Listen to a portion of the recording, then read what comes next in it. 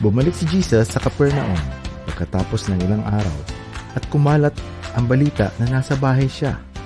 Dumagsa doon ang maraming tao kaya wala ng space kahit hanggang dun sa labas ng pinto.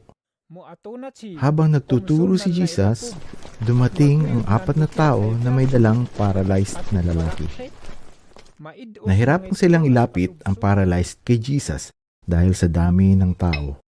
Kaya gumawa sila ng butas sa bubong at binaba nila doon yung banig kung saan nakahiga ang lalaki. Nang makita ni Jesus ang faith nila, sinabi niya sa taong paralyzed, "Anak, pinatawad na ang mga kasalanan mo."